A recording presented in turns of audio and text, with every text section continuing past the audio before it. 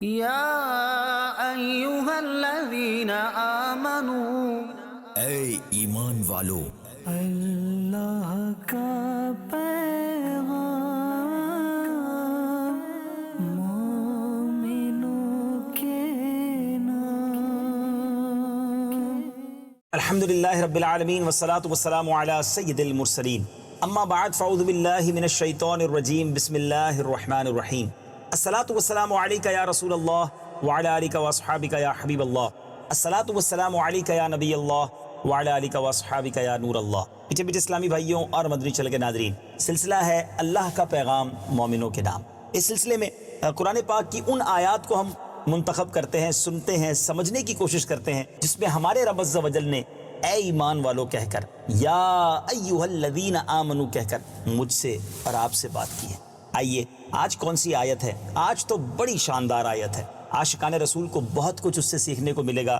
آیت ہے 104 سورہ بقرہ۔ تلاوت قرآن سنتے ہیں، پھر اس کا ترجمہ اور پھر تفسیر سے چند مدنی پھول۔ یا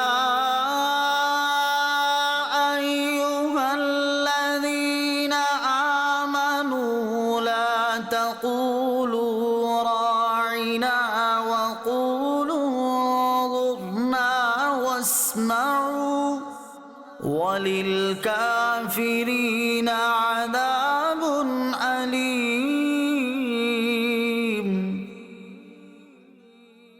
ترجمہ کنز العرفان، اے ایمان والو راعنا نہ کہو، اور یوں عرض کرو کہ حضور ہم پر نظر رکھیں اور پہلے ہی سے بغور سنو، اور کافروں کے لیے دردناک عذاب ہے۔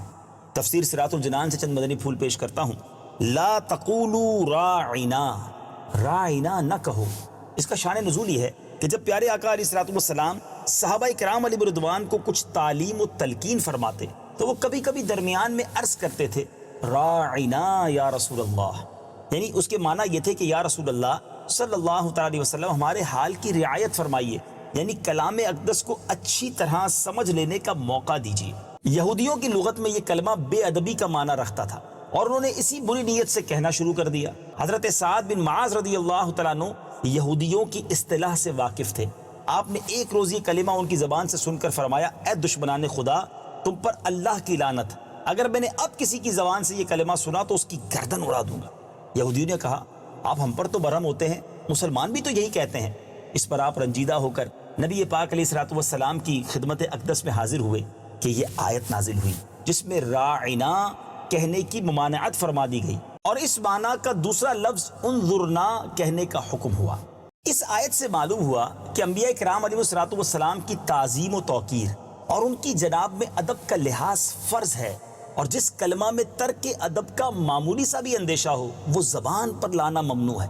ایسے الفاظ کے بارے میں حکم شرعی یہ ہے کہ جس لفظ کے دو معنی ہوں، اچھے اور برے، اور لفظ بولنے میں اس برے معنی کی طرف بھی ذہن جاتا ہو، وہ بھی اللہ تعالیٰ اور نبی پاک علیہ الصلوۃ والسلام کے لیے استعمال نہ کیے جائیں۔ نیز یہ بھی معلوم ہوا کہ حضور پرنور صلی اللہ تعالیٰ علیہ وسلم کی بارگاہ کا ادب رب العالمین خود سکھاتا ہے، اور تعظیم کے متعلق احکام کو خود جاری فرماتا ہے۔ سبحان اللہ۔ واسمعوا، اور غور سے سنو، یعنی نبی پاک علیہ الصلوۃ والسلام کے کلام فرمانے کے وقت ہمتن گوش ہو جاؤ، تاکہ یہ عرض کرنے کی ضرورت ہی نہ رہے کہ حضور علیہ الصلوۃ والسلام توجہ فرمائیں، کیونکہ دربار نبوت کا ادب یہی ہے۔ آگے فرمایا وَلِلْكَافِرِينَ، اور کافروں کے لیے، یعنی جو یہودی سید المرسلین صلی اللہ تعالی علیہ وسلم کی توہین کر رہے ہیں اور ان کے بارے میں بے ادبی والے الفاظ استعمال کر رہے ہیں، ان یہودیوں کے لیے دردناک عذاب ہے۔ یاد رہے کہ اس آیت میں اس بات کی طرف اشارہ ہے کہ انبیاء کرام علیہ الصلوۃ والسلام کی جناب میں بے ادبی کفر ہے۔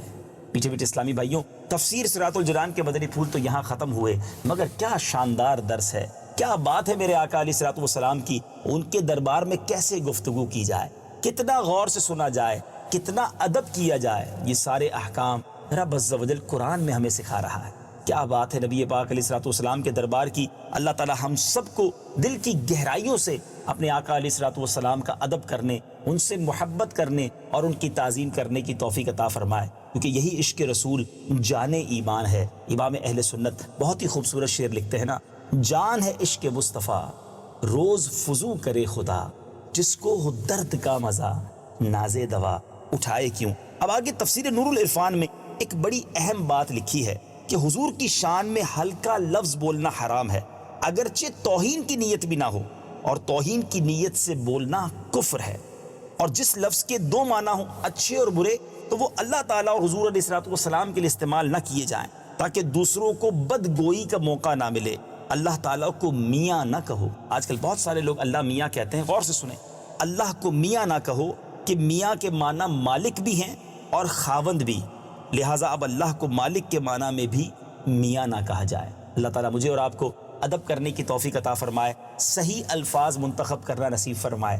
مدنی چینل دیکھتے رہیے، قرآن پاک کی آیات کا فیضان ملتا رہے گا۔ اللہ کا پیغام مومنوں کے نام سلسلے میں ہم ان آیات کو سننے کی اور سمجھنے کی کوشش کرتے ہیں، اس سے سبق حاصل کرنے کی کوشش کرتے ہیں جس میں رب عز و جل نے مومنوں سے خطاب براہ راست فرمایا ہے۔ اگلے سلسلے میں ایک اور آیت قرآنی لے کر حاضر ہوں گے اور اس کی برکتیں لوٹیں گے۔ صلو علی الحبیب صلی اللہ تعالی علی محمد صلی اللہ علیہ وسلم۔ یا ایہا الذین آمنوا، اے ایمان والو، اللہ